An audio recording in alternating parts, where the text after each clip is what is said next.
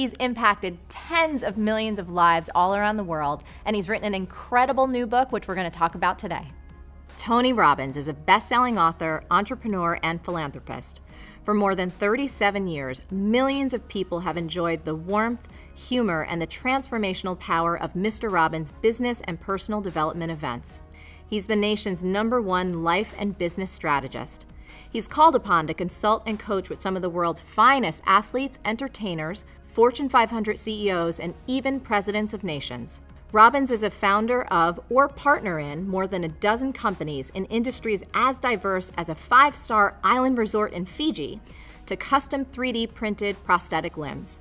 Through the Anthony Robbins Foundation and his matching funds, Tony feeds 4 million people per year in 56 countries. He's also initiated programs in more than 1,500 schools, 700 prisons, and 50,000 service organizations and shelters. He lives in Palm Beach, Florida. Tony, it is so amazing to have you here. Thank you so much for making the time. Thanks for having me. So I think I told you this way back when you interviewed me for the New Money Masters. You know, I just want to thank you from the bottom of my heart. When I was in my early 20s, I went to Unleash the Power Within. Yes. And you made such an impact on me, and it's influenced everything I've done personally and everything in my business. And I just want you to hear like who you are, what you do, how you serve.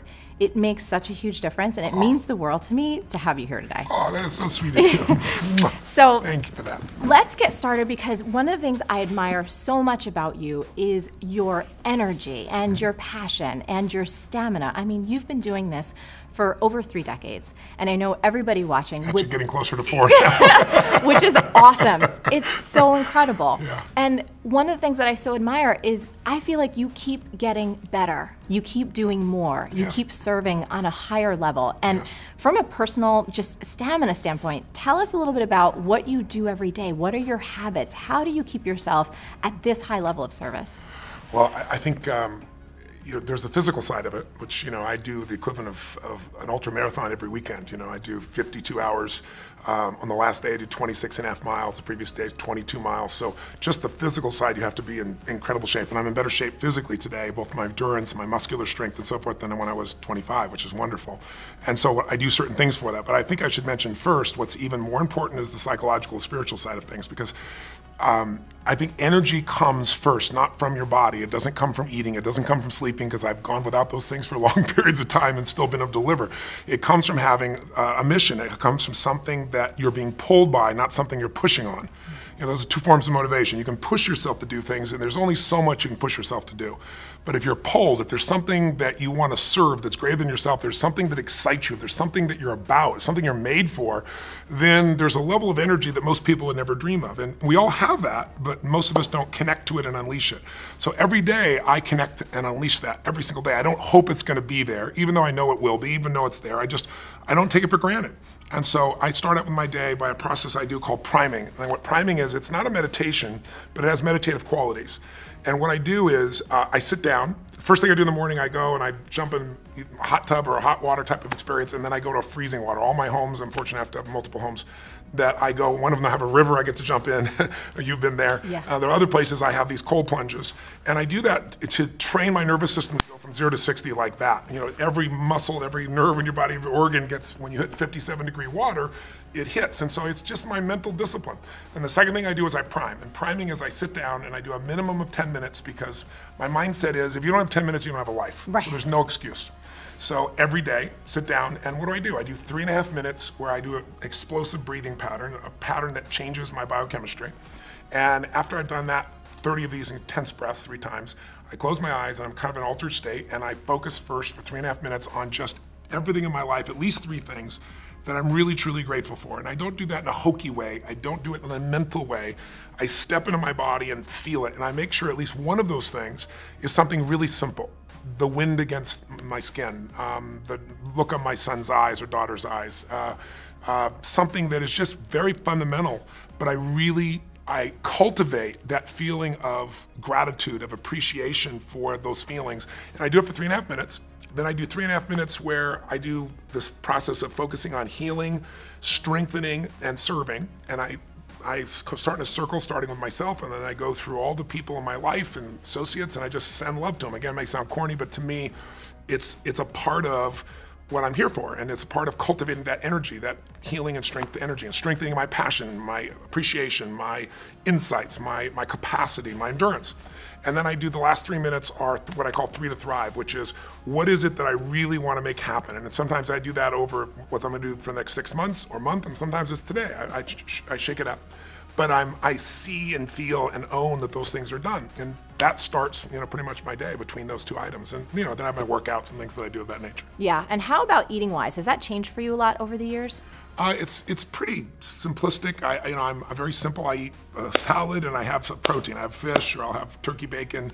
I don't eat red meat or chicken, but those are the things that I have usually in the morning, and my afternoon, evening meals are pretty simple as well. So I enjoy food and things of that nature, but I use food mostly as fuel because life gives me so much juice. I'm not looking to get out of food usually. You've worked with presidents. You worked with people like Serena Williams and, one of the greatest investors in the world, Paul Tudor Jones. When you're called in to work with these incredible folks, how do you start to prepare yourself? Like, what are the questions that you ask to start to go in to serve at that level? Well, they're different for everybody, obviously, but what I try to do, if I was trying to look at it from a universal perspective, I guess what I really want to know before I get there as much as I can is everything I can about the person, and I do that because I really want to know, what do they want? What do they want of their life? What's their mission? What are they after? And what do they fear? What are their concerns? Because I believe life is found in the dance between what you desire most and what you fear most. And if I know those 2 edges of a person, I know a lot. And then I dig under and try to learn as much as I can from other people about whatever the challenge may be. And then I go prepared to just learn from the person directly, but I want to know as much as I can before I go in there. Then I take all that I think I know, and then I see what's really real when I meet them. And I'm digging in to discover what's the challenge, what do they perceive it is, and usually, if I were to grossly generalize, if you're going to help somebody create a breakthrough, it all comes down to 3 areas. Either they've altered their strategy. We all have strategies, a specific way of succeeding, and sometimes we alter it, whether it be in sports or whether it be in finance or any other area. We forget something, we lose a little edge, we drop something out, and then it becomes a bad habit.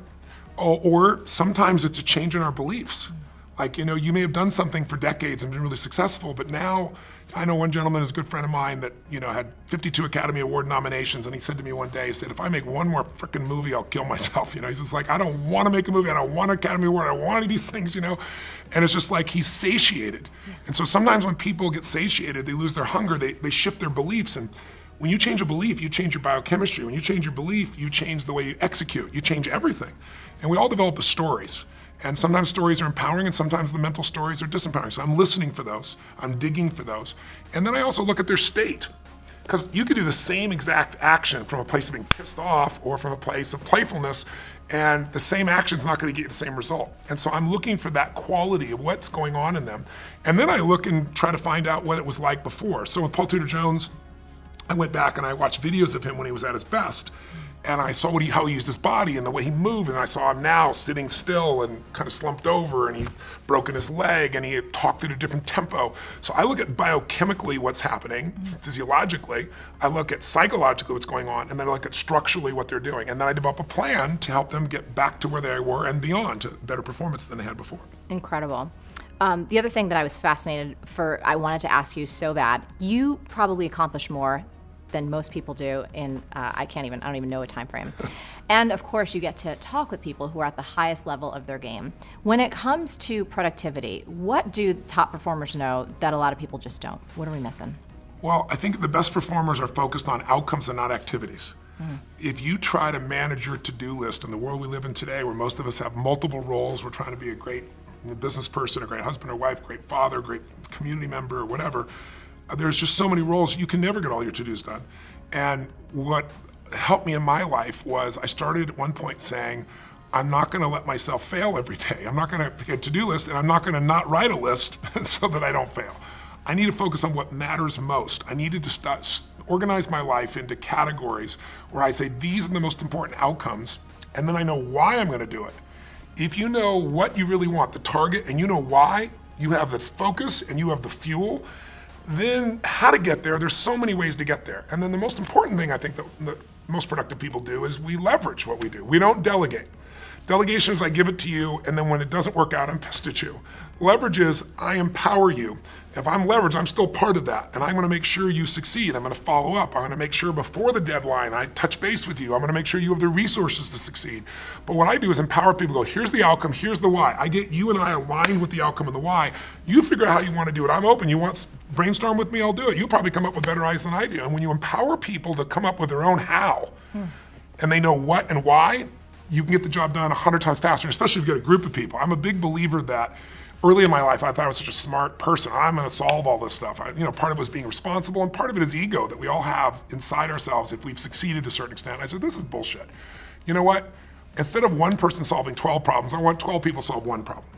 And I developed that practice, and I began to find that people that many people thought weren't gonna contribute had insights nobody else had. I really got it from Steve Wynn. Steve Wynn's a dear friend of mine, and he's rebuilt Las Vegas, one of those brilliant men I know, multi-billionaire. And Steve really learns the most from the bellmen, from the people that would never make it into the C-suite.